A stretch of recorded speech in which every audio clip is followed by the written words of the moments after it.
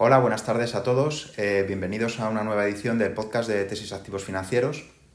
Después de unas ediciones anteriores en las que hemos hablado de temas más generales, como el ahorro y la inversión, hoy queremos abrir debate sobre mitos del mercado, basándonos un poco en un libro magnífico de Ken Fisher y Lara Hofmans, que se llama El pequeño libro de los mitos del mercado. Entonces, pues basándonos un poco en los mitos que recoge, aunque el libro ya tiene algunos añitos, y algunos otros pues que hemos intentado nosotros también traer aquí al debate, pues vamos a intentar hacer una pequeña charla con 7, 8 mitos y al final son cuestiones que están en la retina, en la mente de la gente y que vamos a intentar desmitificar.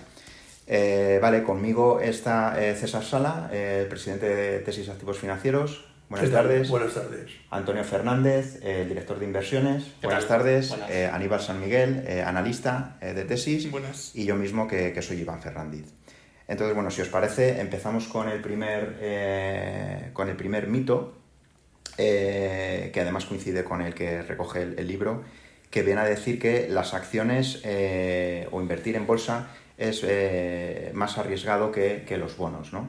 Que los bonos, renta fija, pues podemos analizar un poquito distintas alternativas pues de renta variable versus renta fija, aunque el mito es las acciones tienen más riesgo que los bonos.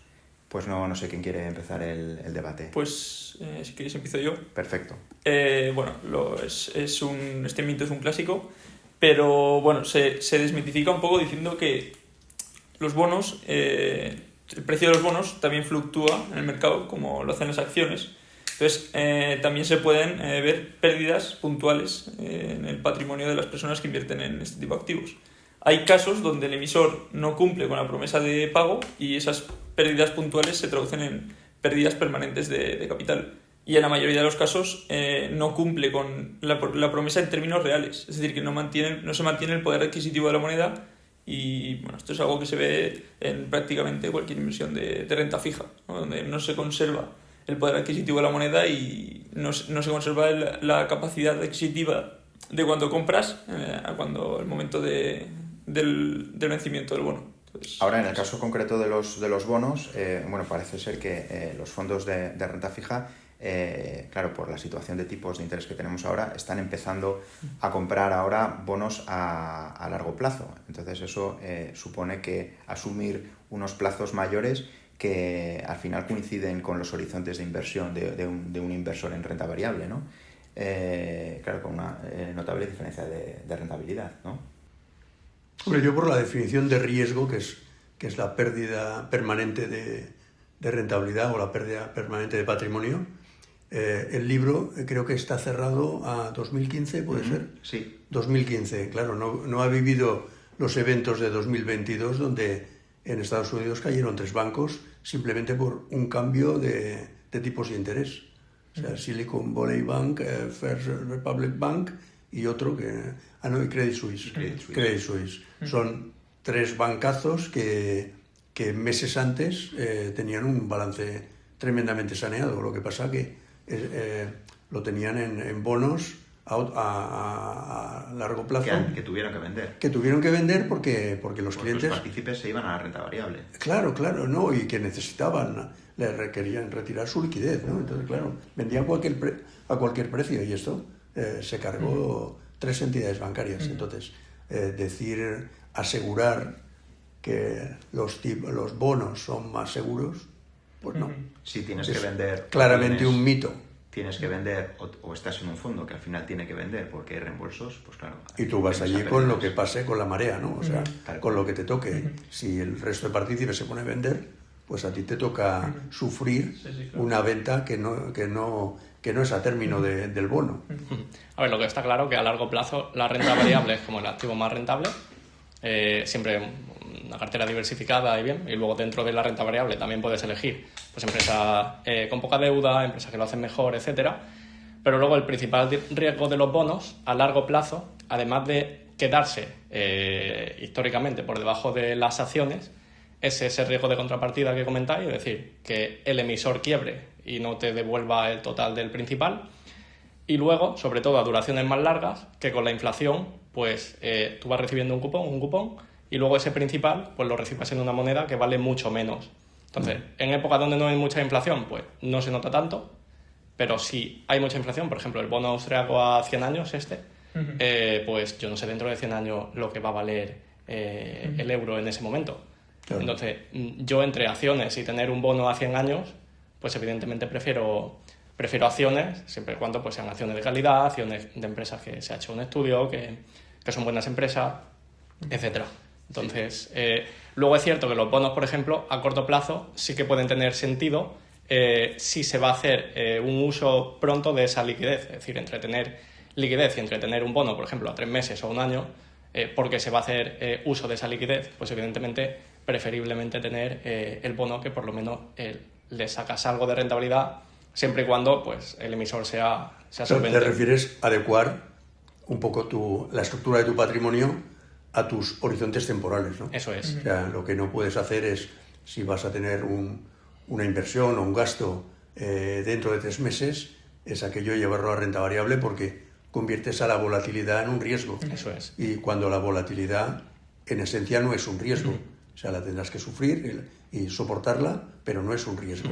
Mientras que si tienes un compromiso de pago, de gasto, a 3-6 meses, lo que no puedes hacer es, en ese momento, meterte en renta variable, porque cuando te toque pagar, venderás el fondo o la acción al precio que en ese momento cotice. Que es un poco lo que decía Iván, que si en duraciones por debajo de 5 años, pues sí que puede tener sentido ligar tus necesidades ¿no? Sí, de 18, cuando sabes que vas a tener un... Que hacer, pues más que bonos, que decía Antonio, pues letras, otros productos así un poquito más... Cuando conoces el desembolso en el futuro cercano, pero si te estás yendo a duraciones de 10 años, pues es que... Aparcar dinero con una pequeña rentabilidad y claro, si sabes que te van a venir... un horizonte de gasto, de uso de ese capital, pues muy próximo. Si sabes que te van a venir gastos futuros o previsiblemente guardas un colchón de liquidez por lo que pueda pasar, aunque luego nunca venga el gasto, ahí tiene sentido tenerlo en letras o en bonos.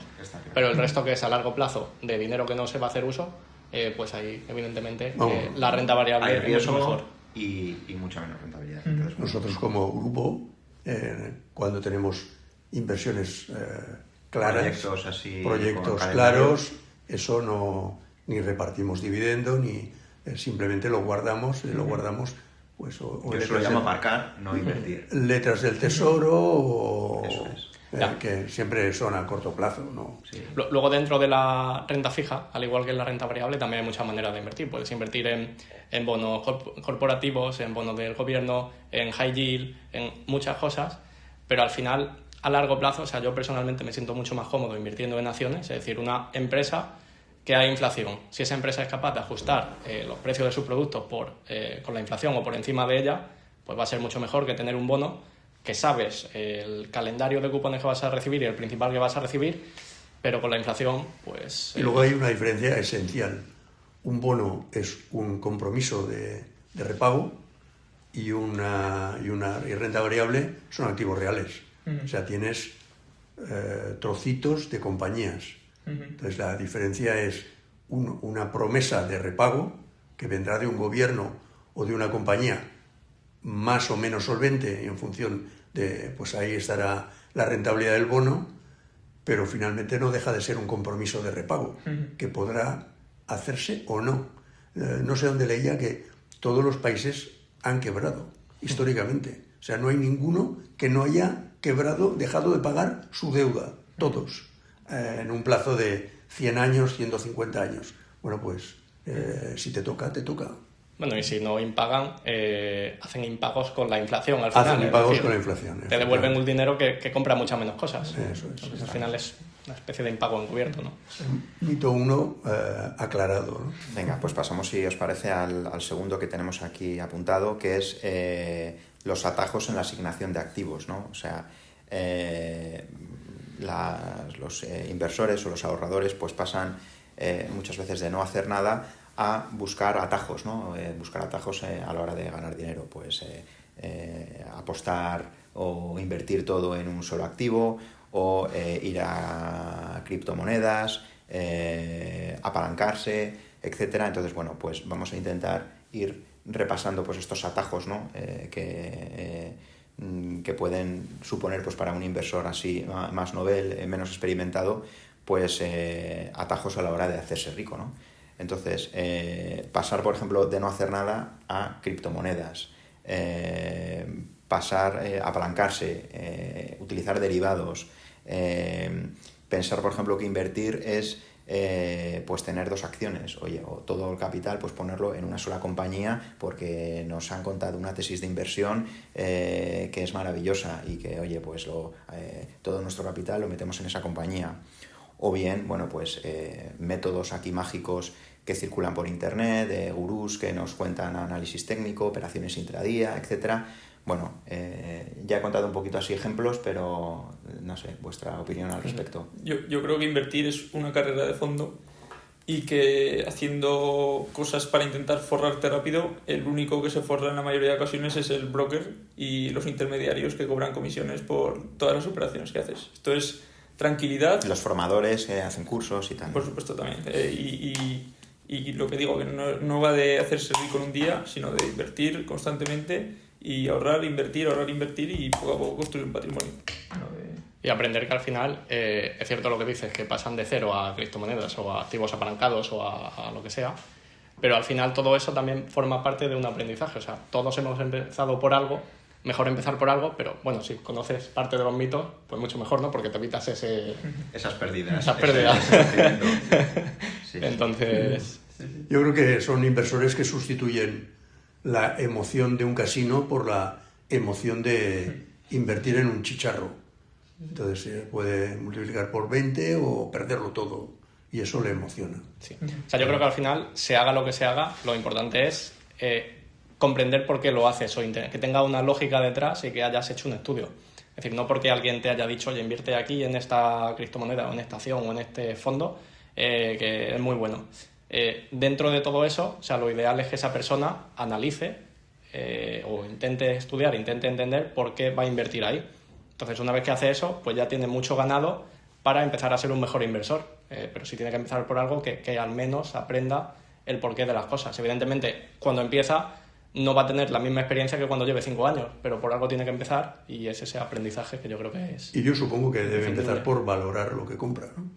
Por darle un valor a lo que compra. Pero claro, comprar sin... Algún palo viene bien. O sea, yo creo que todos nos hemos pegado algún palo en nuestra vida así profesional o amateur, pero bueno, lo que no puede hacer es desanimar. O sea, lo que tiene que ir haciendo profesionalmente pues es orientándote hacia pues modalidades de inversión que sean más recurrentes, más rentables en el largo plazo, ¿no? Y darse cuenta de que el mito es eso, que los atajos, o sea, que no hay atajos. Los atajos no existen y que históricamente pues el activo más rentable es la renta variable, bien ejecutada, bien diversificada, bien asesorada, Yo etc. creo que la mayoría de los inversores creen que o existe la inversión a través de la banca comercial o existe la inversión de entrar en criptomoneda, comprar pequeñas compañías que no analizan. Esta es la de que soy yo más visto que nadie. Y en medio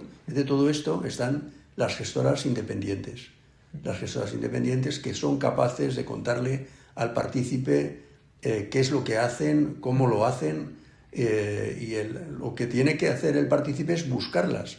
O sea, es decir, claro, dormir en los brazos de la banca comercial, que es lo que la banca comercial pretende, eso tiene sus costes. Tiene sus costes para el partícipe, que lo que no tiene es una cultura financiera como para pasar, hacer el tránsito a las gestoras independientes, que son las que al final le van a llevar a una vida inversora larga y tranquila, con unas rentabilidades pues aceptables de acuerdo con la renta variable, sin hacer un atajo, que efectivamente el atajo no existe en ningún aspecto de la vida empresarial y menos en la vida inversora.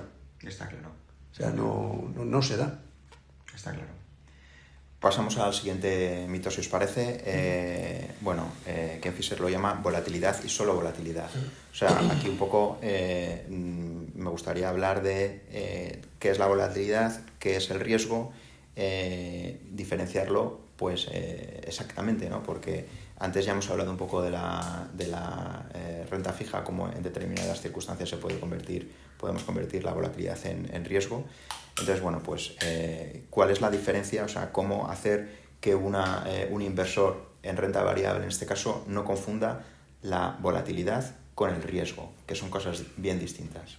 Claro, la volatilidad al final, evidentemente, si inviertes a muy corto plazo en acciones, la volatilidad es un riesgo, porque si inviertes, por ejemplo, en un año necesitas el dinero y cae la acción donde has invertido o el fondo donde has invertido, o sea, no es porque la volatilidad sea un riesgo en sí a largo plazo, que no lo es, pero en ese corto plazo sí que es un riesgo porque no deberías invertir en bolsa pues a menos de 5 o 6 años.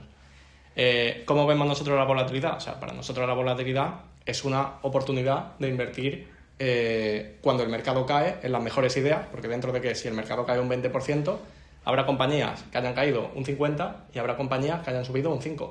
Entonces, dentro de una cartera diversificada, pues tenemos de todo y hay mucha dispersión. Entonces, dentro de esa dispersión, vamos a elegir en esa época de volatilidad las compañías que tienen más potencial, vamos a incrementar el peso ahí o vamos a añadir algunas nuevas, y las que menos potencial tengan porque han subido, pues las vamos a ir reduciendo de posición o vendiendo. Entonces, al final, eso es una oportunidad. ¿Cuándo la volatilidad, cuándo sería un riesgo? Es en el corto plazo, pero a largo plazo yo lo veo como una oportunidad por ese motivo. Para invertir tanto a nivel de un fondo, por ejemplo, que se puede rebalancear la cartera, como a título personal, ¿no? Es decir, oye, pues un inversor hace aportaciones periódicas a un fondo, va guardando algo de caja para en el momento que pueda haber una caída, pues hacer una inversión puntual un poquito mayor, ¿no? Que también es interesante. Entonces, ¿qué es el riesgo? O sea, ¿cuál es, por ejemplo, qué es el riesgo en renta variable? El riesgo... Situaciones, pues, generalmente pueden ocasionar riesgo a las compañías y a los mercados. Pues riesgos son cualquier amenaza que se pueda encontrar en el entorno empresarial, porque comprando acciones lo que haces es comprar empresas. Entonces, ¿qué puede ser un riesgo? Pues aquello que afecte a la generación de caja de la compañía futura. Entrada de nuevos competidores que no concebías antes, desarrollo de nuevos productos sustitutivos que amenacen tu propuesta de valor, incremento desmedido de la deuda, cosas que puedan provocar una pérdida permanente que pierda sus ventajas competitivas, en la sus inversión, costos, una mala gestión, o sea, quien de la compró a compañía, un cambio pues, en el compañía claro. porque hizo quiebra, ¿no? No solo está la gestión de pérdida de capital porque el negocio vaya a peor o le salga competencia, sino también porque nos equivoquemos a la hora de asignarle un valor a ese activo. Es decir, si nosotros invertimos en una empresa y nos hemos equivocado en la tesis, ahí hay un riesgo de pérdida de capital. Pues eso sí sería un riesgo. La volatilidad en sí no lo es. Sobrepagar puede ser que a la empresa le vaya bien, pero a ti como inversor te vaya mal porque has comprado por encima de lo que debería ser comprado. Entonces, el mercado corrige la valoración, digamos, y tú, pese a que a la compañía le vaya incluso mejor de lo que le iba antes, pierdas dinero por haber sobrepagado. Entonces, Vale, entonces le tenemos que trasladar a los inversores que cuando hay caídas, pues que no se pongan nerviosos. O sea, hay que tener estómago porque la volatilidad en renta variable siempre existe. Entonces, el análisis de las compañías, los gestores, pues estamos para analizar los riesgos reales. O sea, si de repente pues Trump anuncia aranceles, la bolsa cae un 20%, pues al final es una situación que poco a poco se corregirá con el tiempo. Habrá que ver cómo afecta a unas compañías en cartera, pero vamos, indudablemente pues la bolsa cae. Pero habrá que ver cómo ese tipo de situaciones pues afecta de forma real a las compañías. Pero la volatilidad es tu compañero de viaje en una gestión activa. O sea, es decir, el inversor indexado, la volatilidad simplemente va con la marea. O sea, él se pone ahí a flotar y si el Standard & Poor's pues sube y si baja. O sea, y lo que tiene que hacer en ese momento el inversor es quedarse quieto.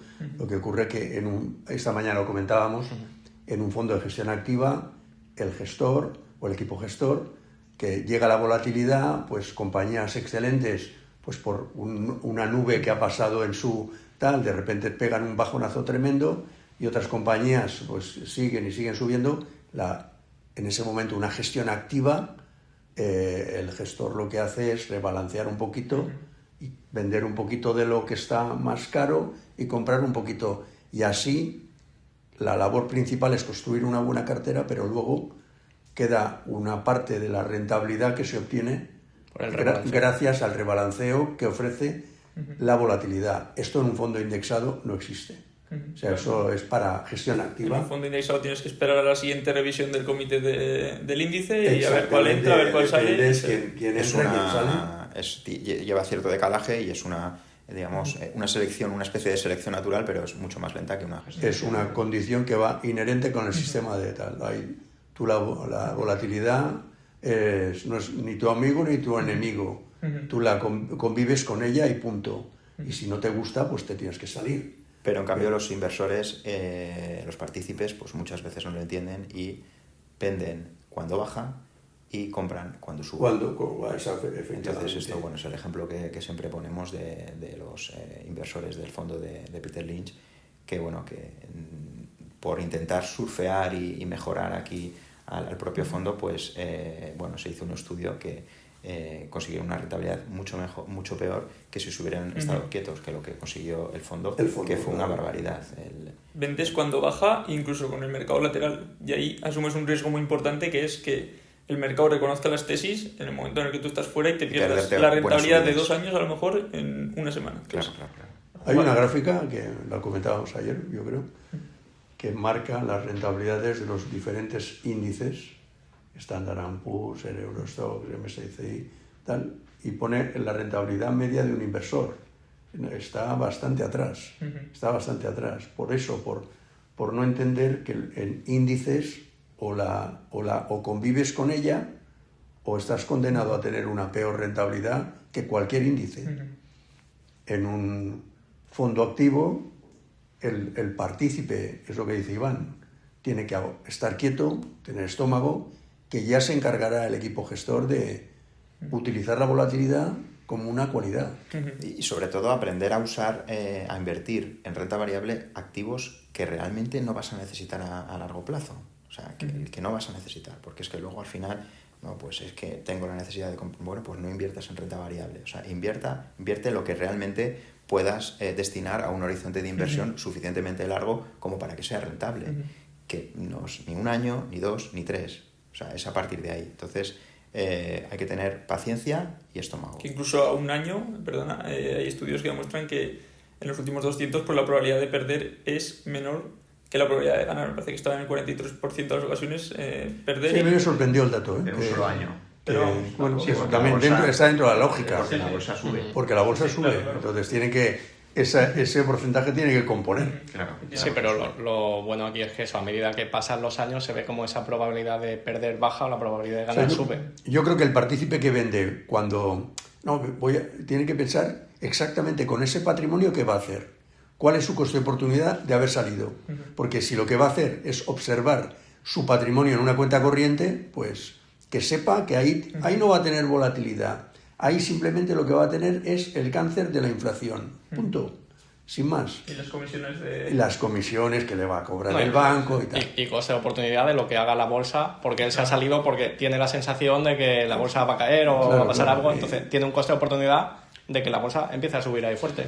Pronosticar, había una frase que pronosticar es muy complejo, sobre todo si se trata de pronosticar el futuro. Bueno, pues... Ahora hablamos del siguiente mito, si os parece, que es precisamente esto.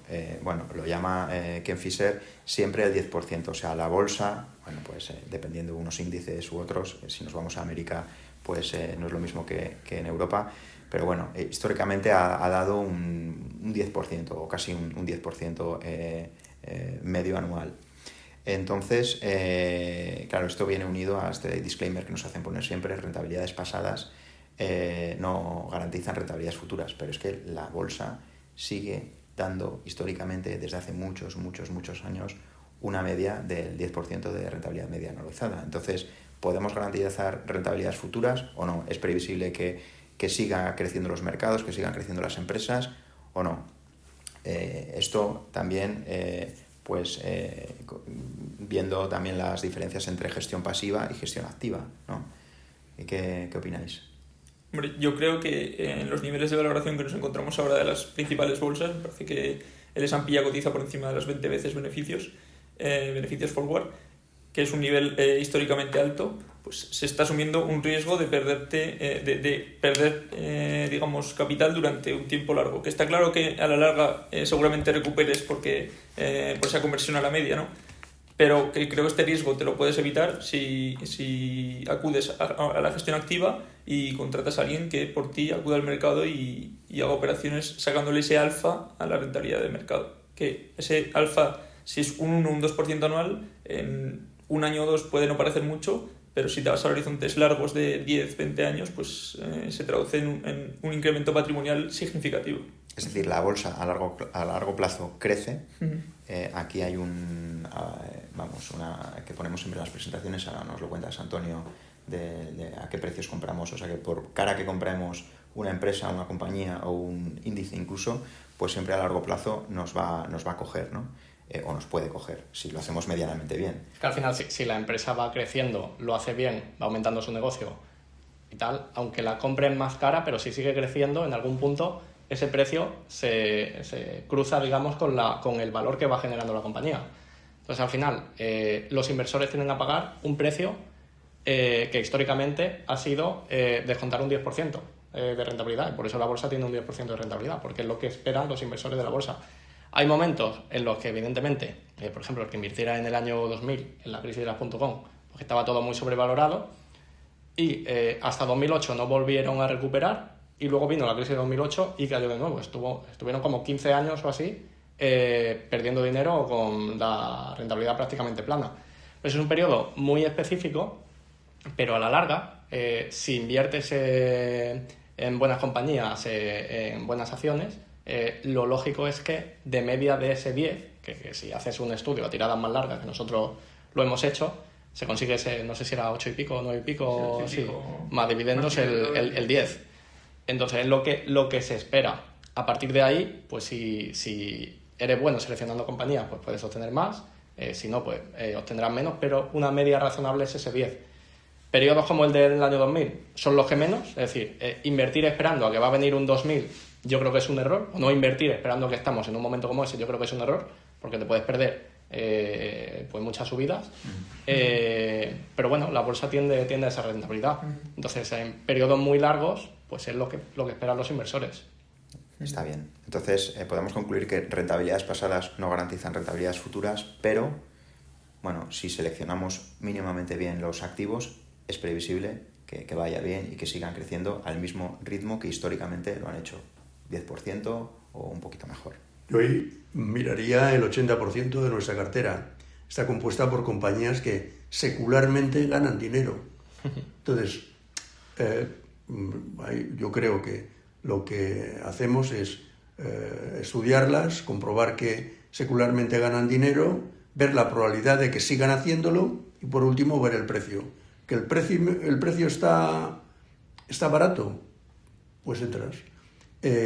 Pero realmente estás pensando que esa compañía no tiene sentido que cambie de manera de actuar y también valorar si hay algún evento que pueda cargarse a Kodak, por ejemplo.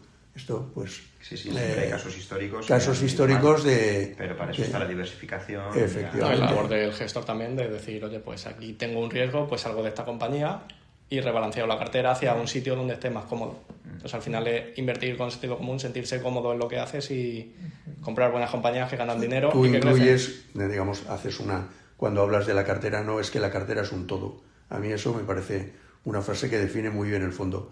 Es un todo. Y entonces tienes una parte, en la parte de abajo, con compañías que tienen asimetría, ¿no?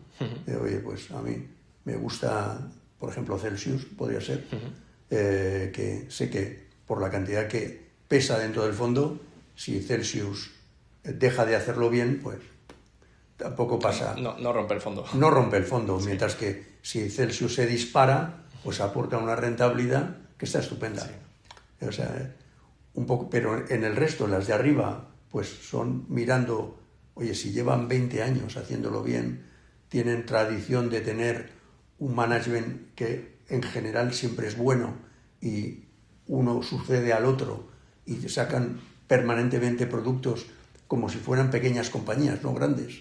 O sea, eso es lo más sorprendente. Entonces, bueno, pues estás mirando rentabilidades pasadas.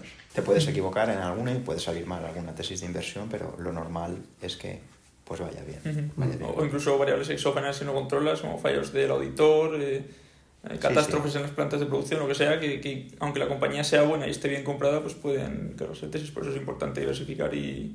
Bueno, hace poco hemos tenido un pequeño cataclismo con United Health, pero ha sido un bache para luego... O sea, el servicio que ofrece es bueno, es brillante y necesario. Sí. Entonces, bueno, ha tenido tal y has aprovechado para Claro. salir antes de que se pegase una buena bajada y comprar muy barato y volver a subir.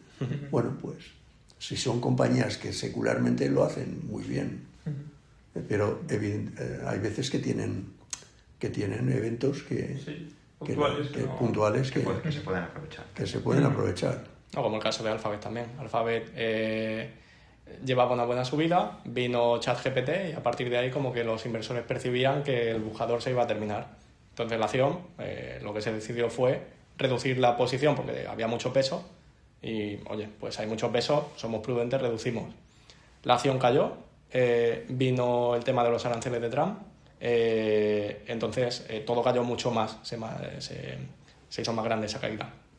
A partir de ahí, Alphabet sacó Gemini, su inteligencia artificial, y bueno, empezaron a lanzar una serie de servicios y tal, que eran muy buenos, y debido a que tenía menos peso y que habían caído con los aranceles, pues se volvió a incrementar ese peso, y ahora está en máximo de nuevo. Entonces, al final, dentro de que Alphabet es una excelente empresa, también se ha generado valor con esas ventas y esas compras. O sea, eso al final es la tarea de... Sí, creo que hiciste la cuenta el otro día. De un gestor, sí, un 50 y algo por ciento en 2 años, cuando Alphabet ha hecho un 30 o así. Solo por esa compra y venta en el momento puntual. Que a veces puede salir bien o no, pero bueno, está también la tarea del gestor de estar permanentemente informado. Sí. Vale, pues nada, pasamos si os parece al siguiente Bien. mito, ¿vale? Altos dividendos para una renta asegurada. Bueno, ¿qué os parece? ¿Empresas que dan dividendos? ¿Mejor aseguramos esa renta o mejor empresas que no dan dividendos? O sea, ¿qué es un dividendo y por qué las empresas lo dan? Ahí nosotros como grupo empresarial tenemos compañías que lo mejor que podrían hacer es dar mucho dividendo, porque los gestores de la compañía no lo hacen brillantemente. Entonces, ahí sufrimos un coste de oportunidad muy importante, muy importante. Entonces, lo que esperamos es que repartan dividendo cuanto antes.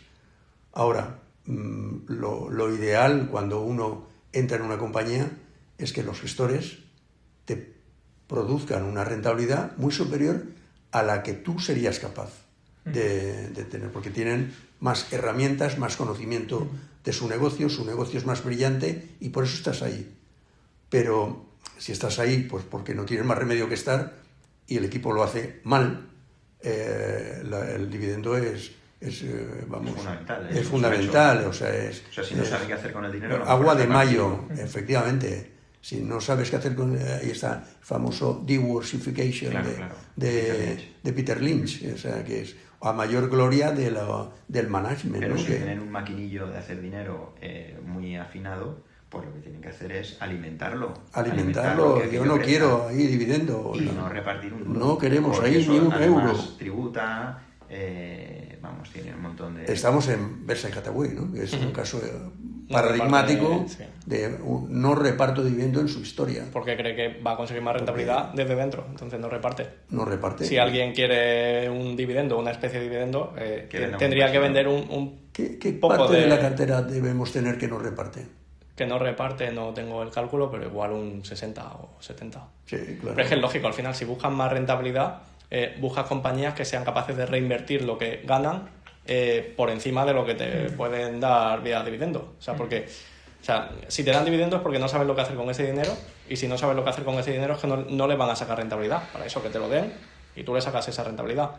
Entonces yo prefiero compañías que no den. Ahora, ¿cuándo tiene sentido para un inversor, por ejemplo, dividendos? Pues si quiere vivir de ello, pero tiene que hacer muy bien los números, porque no va a ser lo más rentable. Hay cosas más rentables, como invertir en empresas como las que yo creo que tenemos, pero si quiere vivir de eso, si quiere vivir, por ejemplo, de un fondo de acciones que no reparten dividendos, tienen que ir vendiendo participaciones. Claro. Y eso es mucho más... Hay gente que eso no le gusta porque parece que como que se está quitando parte de su patrimonio, ¿no? Y prefiere rentas vía dividendo. Entonces, bueno, pues ya depende de cada uno, pero lo más rentable, en mi opinión, va a ser invertir. El dividendo al final, pues cuando una empresa reparte dividendos se descuenta del valor de la acción. Hay una frase brillante que yo creo que es del autor del libro, que Aníbal lo ha puesto aquí.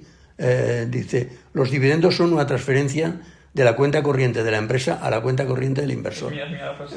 Pues a mí me parece brillante porque es que nada más cierto.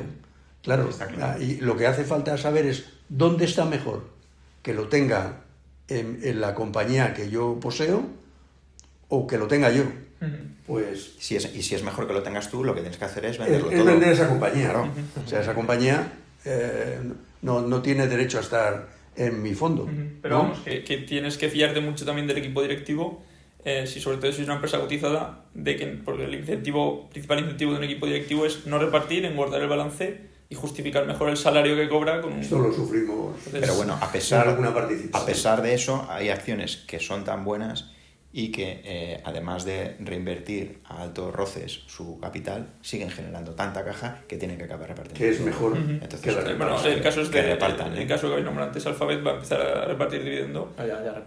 Ya está repartiendo dividendo porque tiene más de 50.000 millones de... O sea, son cajas que son brutales y que al final pues tienen que acabar. Tú, Antonio, siempre has tenido la opinión que el destino de esta extraordinaria liquidez que tiene BRK es... Sí, tendrá que repartir dividendo en algún momento, supongo. Claro. O recompra masiva de acciones si el precio lo justifica. Pero Claro. es que si no lo justifica y sigue acumulando caja y no encuentra ideas, pues para tener caja sin ideas... Porque además parte del inconveniente de que como es tan grande, necesita hacer unas inversiones en compañías tremendas que hay pocas. Claro. Mientras que a lo mejor sus accionistas son más ágiles y pueden acceder a inversiones más pequeñas Claro. y más rentables. Entonces, ahí En está algún momento tendrá que a ver qué va a hacer el sucesor, Greg Abel, y ahí estamos, mirando. Está bien. Bueno, pasamos, si os parece, al siguiente mito, que además tratamos de forma recurrente en nuestras presentaciones. Un PER alto o un múltiplo alto en general implica demasiado riesgo, ¿vale? ¿Esto es verdad? ¿Es siempre verdad? ¿Es así siempre? ¿O hay excepciones? O sea, el PER alto no te dice absolutamente nada y el bajo, o sea, no es que no te diga nada, pero... O sea, un PER alto no te justifica que la inversión va a ser muy mala y un PER bajo no justifica que la inversión va a ser muy buena. Al final hay mucho más que un número del beneficio y un número de la capitalización, ¿no? Cuando inviertes en una compañía y tiene un PER de 40 o 50, esa compañía puede crecer y por eso tener ese múltiplo tan alto. A lo mejor puede no estar creciendo, pero se espera que lance algo que el mercado tiene muchas expectativas y por eso justifica un múltiplo tan alto, o simplemente está alto porque está caro. O sea, se pueden dar muchas casuísticas de todo tipo. Entonces, hay que analizar el por qué está en múltiplo de 40, de 50 o de lo que sea y ver si tiene sentido entrar ahí. Muchas veces compras una empresa múltiplo de 40 o 50 y es mucho, mucho más rentable que una empresa PER 7. Porque la de PER 7 o cae su negocio, o tiene nuevos riesgos, o el negocio va mal. O sea, al final hay que hacer los deberes, ver por qué cotiza una PER 7 y por qué cotiza otra PER 40. ¿Qué compañías tenemos, por ejemplo, en cartera que tengan el PER especialmente alto? Bueno, tenemos una que, por ejemplo, no tiene ni PER, que es AST Space Mobile. Entonces tiene un proyecto que es muy ambicioso, que está de la parte de opcionalidad, tenemos poco peso. Un proyecto para lanzar pues infraestructura espacial, digamos, lanzan satélites al espacio para dar cobertura 5G. Entonces, bueno, está... O sea, 5G quiere decir que hoy desde tu móvil tú cogerías esa cobertura. Eso es. Sin necesidad de pasar por una antena intermedia. Eso es. Ahora mismo lo que hay, necesitas como otro hardware aparte para tener cobertura satelital, digamos. Y ellos lo que quieren es que con el propio móvil pues tú puedas conectarte. Entonces, esto es un proyecto que puede salir o no. Tiene accionistas como Alphabet, tiene accionistas como Vodafone, tiene accionistas como AT&T. O sea, hay muchas empresas detrás como accionistas de esta compañía, pero es un proyecto. Entonces, no tiene prácticamente ni beneficios. Entonces, ¿cuál es el PER de esa compañía? Tienes que imaginar que eso, o tener esa intuición, ¿no? También que tienen los inversores, de ver o predecir cómo va a ser esa empresa pues dentro de 5 o 10 años, si realmente van a cumplir lo que dicen, ver lo que están haciendo, si hay retrasos, que lo sabrá, evidentemente, etcétera. Pues al final no tiene PER, pero no es que no tenga valor, es decir, tú miras en bolsa y tiene un valor, o sea, ya lo tiene, los inversores ya... O si es un activo único. Claro, los o inversores... si es replicable. Sí, ya le asignan un valor. Entonces, no porque tenga un PER alto o no tenga PER o tenga un PER bajo, tiene un valor o no. Y que si Entonces, fuera tan fácil como seleccionar empresas con PER bajo, pues haciendo un screening ya lo tendríamos, ganaría ¿no? dinero cualquiera. claro, empresas con PER alto también, pues tenemos Snowflake, Meta en su día, Meta siempre ha cotizado a PER por encima de 60, 70 y ha sido más rentable, pues, pero igual que Amazon, o sea, todas estas compañías. Luego también la parte del PER, muchas veces bueno, yo PER utilizo, por ejemplo, el EV Free Cash Flow.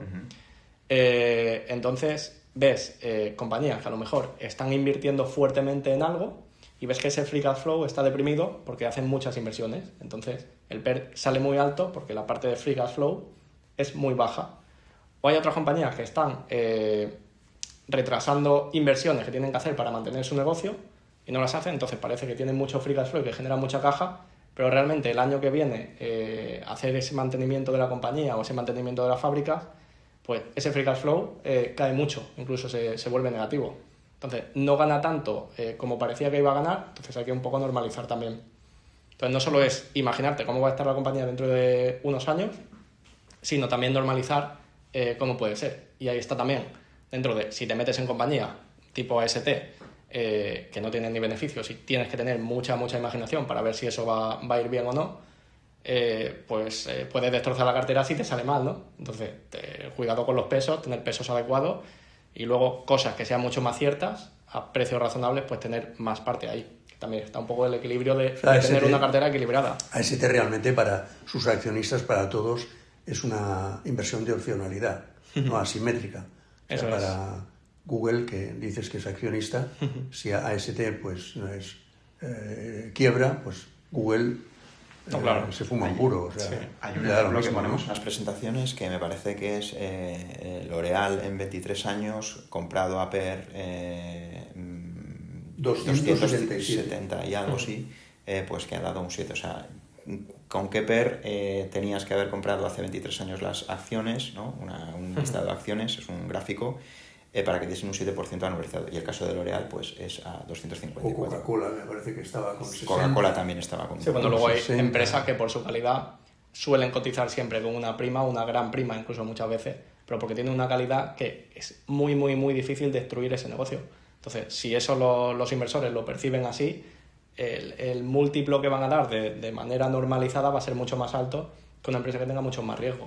Y es lógico. Por crecimiento, por capacidad de fijación de precios, porque bueno, pues suben precios más que la inflación y al final pues eso hace que el EPS, el beneficio por acción, pues que pueda crecer de forma recurrente, ¿no? Ahora, ¿eso quiere decir que no se mire el precio? No. El precio lo mira siempre. Claro, evidentemente. Siempre. O sea, hay que hacer números y que esos números cuadren. Ahora, la tarea también un poco de no sé cómo llamarlo, si se puede llamar arte o si se puede llamar de intuición o lo que sea, es... O se puede llamar 10 horas leyendo al día. Sí, no, porque puedes leer, pero es tú en tu mente justificar que puedes salir a un múltiplo determinado de valoración y luego engañarte a ti mismo. Porque dices, yo creo que esta compañía a PER 50 salgo dentro de 5 años. Y a lo mejor te estás engañando. Entonces, es un poco también la parte del gestor de pues eso, de trabajo y de valoración, de oye, ¿esto vale esto o no? ¿Por qué sí y por qué no? ¿Se podría justificar sí o no? ¿Estoy tomando mucho riesgo sí o no? Y a partir de ahí construir la cartera. Nunca se omite la parte de valorar. Claro, o sea, permanentemente hay que hacerla. Nunca. Vale, pues siguiente mito aquí así repasado y caído, ¿no? Vamos con, bueno, el último, son los dos últimos que se refiere un poco a los inmuebles, ¿no? Que este sí que lo hemos sacado de un poco de nuestra propia cosecha, no está en el libro, pero vamos, que sí que es un mito que en España es un mantra que se repite constantemente porque es el de los inmuebles, ¿no? Que parece que es el activo preferido de los españoles y que comprar pisos, comprar inmuebles es un activo, es un refugio más seguro que comprar renta variable. Lo hemos tratado ya en algún otro punto del podcast, pero vamos por dar así hoy nuestra opinión de una forma más así centrada. Vamos. Yo creo que habría que empezar por concretar. Está claro que hay inversiones en inmuebles que pueden resultar mejor que determinadas inversiones en bolsa, pero en términos generales, a largo plazo, la bolsa ha demostrado comportarse mejor que los inmuebles. Esto se suele combatir con la idea de que los inmuebles se pueden apalancar y el retorno sobre tu capital al haber metido deuda, pues digamos que se magnifica.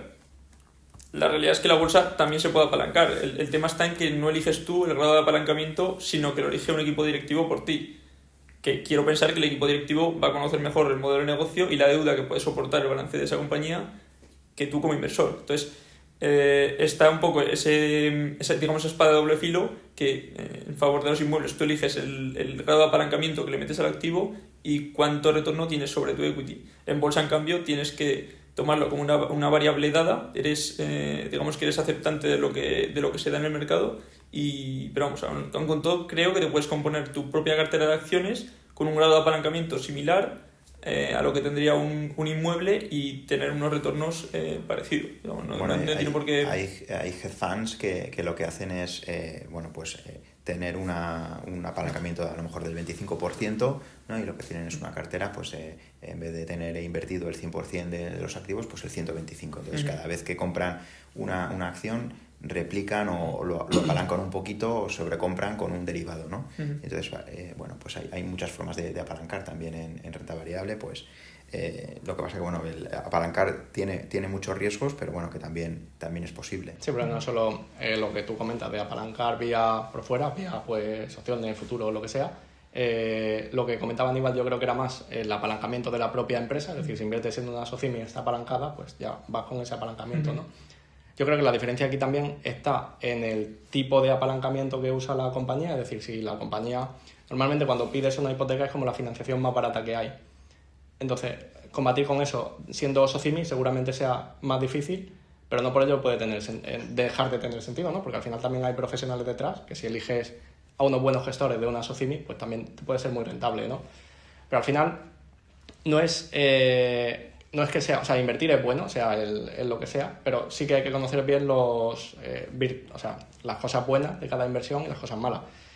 En mi opinión, la renta variable a largo plazo también bate a los inmuebles con menos riesgo, porque luego también los inmuebles pues tienen riesgo de concentración, riesgo de regulación, pues que te topen los precios, como está pasando ahora, que no puedes subir el precio de los alquileres por encima de un determinado nivel, que lo fija el gobierno, etcétera, etcétera. Tienes una serie de casuísticas, pues no es que sean malo ni bueno, es decir, son cosas diferentes, pues tienes que estudiar las dos y invertir allí donde más encaja. Y la ilusión de ganancias, porque como tú, has nombrado a las SOCIMIs, yo creo que las SOCIMIs es un paso más allá.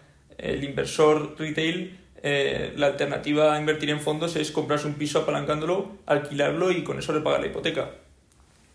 Ahí se tiene una ilusión de ganancia porque si tú compras un piso que vale 100 y pones 70 de tu patrimonio y el piso pues cae un 50%, tú has perdido todo tu dinero, pero como sigues mes a mes pagando la hipoteca, pues tienes la falsa percepción de que no has quebrado, no has hecho nada, cuando en una compañía habría supuesto la quiebra. Y quiebras, Dios quiera que no, pero en el fondo de momento no hemos tenido ninguno. Bueno, el riesgo es mucho mayor. Que los inmuebles no cotizan, o sea, al final no tienes esa percepción, ¿no? O sea, no los estás tasando permanentemente y no cotizan. No, los inmuebles cuando el ciclo viene muy bien, como han venido en los últimos años, pues se puede ganar mucho dinero, porque al final vas apalancado y si los inmuebles suben, pues se gana mucho dinero por ese apalancamiento.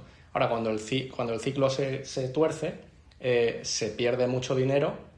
Como pille un poco mal o como tengas que mal vender por algún motivo, pues seguramente es lo que pasó en la crisis, ¿no? Que parece que está muy lejos, pero la crisis pasó hace nada y parece que... Yo creo que la inversión en renta variable te ofrece la posibilidad de liquidez en un evento que necesites liquidez por lo que sea, imprevisto, en un inmueble no se da. O sea, también hay que saber de qué tipo de inversor estamos hablando, porque si estamos hablando de un inversor que compara SOCIMIs frente a comprar pisos, ese es un inversor un poco más sofisticado, ¿no?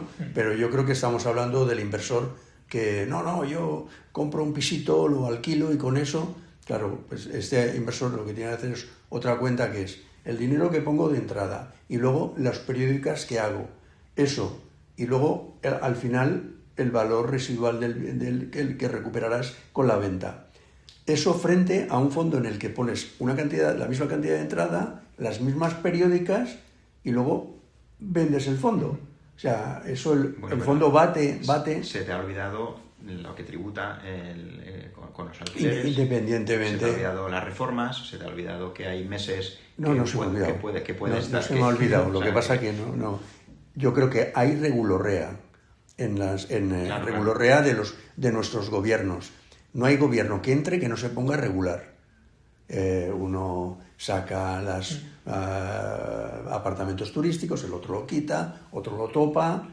Luego tienes el problema de la ocupación, ¿no? De que te ocupan y no sabes cómo echarlo. Y aun no teniendo ese problema, si tienes un inquilino que se va a los 10 meses, tienes que rehabilitar, tienes 2 meses sin alquilar, esos números un inversor como el que estamos hablando no los hace. No los hace y con el riesgo constante de estar concentrado en un activo y apalancado. O sea, quiere decir que no hay empresa en la cartera de tesis internacional. El valor actual del activo en renta variable, todas las mañanas hay un número alguien que te dice por lo que te lo compra, por lo que te lo vende. Mientras que en vivienda esto no existe. O sea, no existe un mercado en el que si tú tienes un evento de liquidez, y luego hay un tema que siempre recuerdas tú, que es, oye, si necesito una parte de la liquidez, ¿qué hago? No puedo vender un cacho de piso, ¿no? Sin embargo, si tengo un fondo, vendo tres participaciones o 30 y ya tengo mi liquidez. O sea, que aquí el principal riesgo, creo yo, es que no se haga bien esa gestión de riesgo. Es decir, que en un futuro a lo mejor se necesite un dinero, el ciclo venga mal y el precio de los inmuebles caiga y tengas que vender ese piso teniendo una hipoteca y el piso por debajo del precio al que compraste. Es como el principal riesgo. Los precios del 2006 se han recuperado en España no hace mucho. 2006-2007, no hace mucho que se han recuperado. Incluso hay ciudades que todavía están en ello. Como Zaragoza. Zaragoza los ha recuperado este año. Y en términos nominales. Y en términos nominales, efectivamente. Que ahí quítale la inflación y bueno, y el coste compararlo con tu coste de oportunidad de comprar un fondo es yo creo que desacierto total. Y luego que cuando necesitas vender, como no es no hay liquidez, no es un mercado líquido, si quieres vender rápido tienes que vender mucho más barato. Claro. Que no haya precio no significa que no haya valor. Claro. Tienes que vender mucho más barato. Entonces, hay tantos temas sin valorar ahí que, vamos, yo creo que es un activo para el inversor del que estamos hablando, que no es un inversor profesional. O sea, un inversor profesional se mete en SOCIMIs, tal, a lo mejor puede, aunque históricamente lo tiene. La renta variable lo bate. La renta variable lo habría que bate. comparar con el inversor profesional en bolsa también. Quiero decir que comparar el inversor profesional en inmuebles con el retail en bolsa. Y normalmente el que invierte profesionalmente pues en SOCIMIs, en inmuebles, pues también tiene un porcentaje de su cartera en renta variable. Y en SOCIMIs, bueno, no estoy pero no sé hasta qué punto el accionista es la principal preocupación del equipo gestor. Ya, porque necesitan... No, hay determinadas compañías donde el accionista no es el principal, no está en el centro de la compañía, hay otras cosas. Sí. Entonces, en las SOCIMIs, pues no lo es. SOCIMIs pequeñas que cotizan más por la obligación de cotizar, porque deben cotizar por ley, y no por la necesidad de captar Donde el equipo gestor tiene mucho que ganar, tiene mucho que otros perder, intereses. sin tener en cuenta al accionista. Entonces, también hay un riesgo elevado de equivocarse. Sí, por una posible falta de alineación, ¿no? Muy probable. Oye, si os parece, lo dejemos aquí, ¿vale? Y nos emplazamos para la siguiente edición del podcast, que, bueno, pues yo creo que ya vamos a empezar a hablar de temas así más relacionados con el fondo que gestionamos, con Tesis Internacional. Analizaremos acciones, compañías, tesis de inversión, el tipo de análisis fundamental que hacemos y, bueno, nos iremos metiendo un poco más en harina con los temas específicos del trabajo que realizamos. Lo vamos a dejar aquí. Os vamos a dejar también enlace en comentarios pues, a los eventos que tenemos próximos. El 29 de septiembre, de la mano de Rankia, pues hacemos unas conferencias en Barcelona. El 21 de octubre tendremos un webinario. 25 de septiembre. 25 de septiembre. 25 sí. de septiembre. Vale, y luego el 21 de octubre, webinario también de la mano de Rankia. Y vamos a dejar también el enlace del el podcast que hemos grabado así hace poquito, el 10 de septiembre, de la mano de nuestro amigo Eusebio Gómez, del podcast que tiene de fondos de inversión y valores. Y sin más, pues nos despedimos ya hasta la próxima edición. Muchísimas gracias.